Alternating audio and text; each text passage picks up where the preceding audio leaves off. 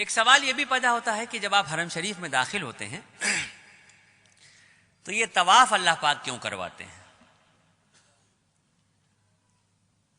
عجیب سا سوال ہے نا بھائی.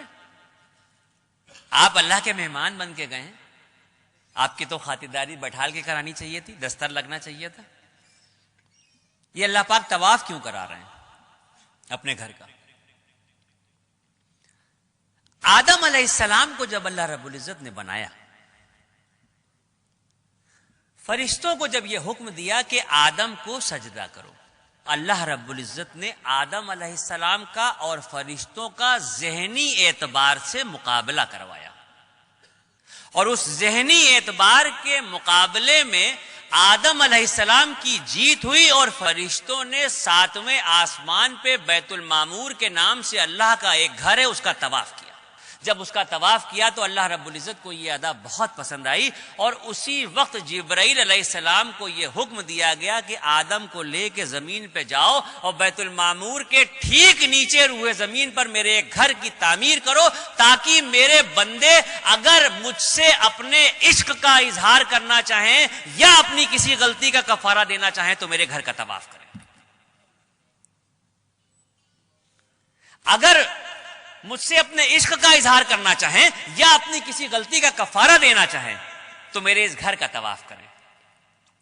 اور سن لیجئے، ہم جو اللہ کی اشرف المخلوق ہیں، ہماری جب تک سانس چل رہی ہے آپشن کھلے ہوئے ہیں ہمارے سامنے. ہم زندگی میں جتنی بار چاہیں مکہ شریف جائیں، جتنی بار چاہیں حرم شریف جائیں، اور جتنا چاہیں اتنا طواف کریں.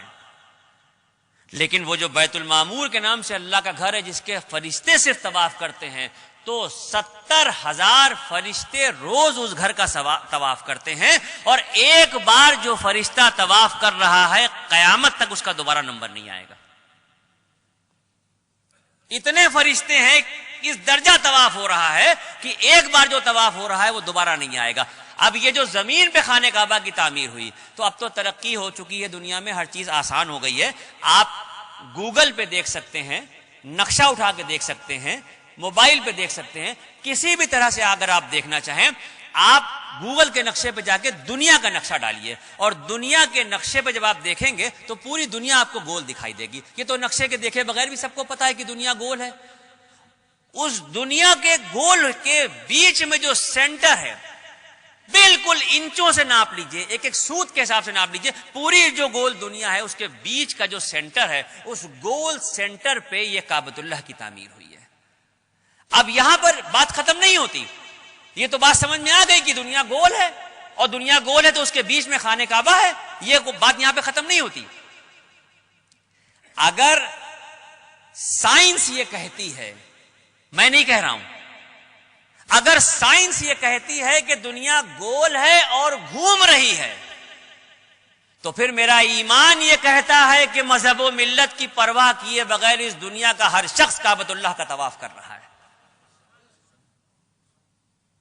اگر سائنس یہ کہہ رہی ہے کہ دنیا گول ہے اور گھوم رہی ہے، تو پھر میرا ایمان یہ کہتا ہے کہ اس دنیا پہ مذہب و ملت کی پرواہ کیے بغیر کسی بھی مذہب کا شخص ہو، ہر شخص جانے میں یا انجانے میں کعبۃ اللہ کا طواف کر رہا ہے.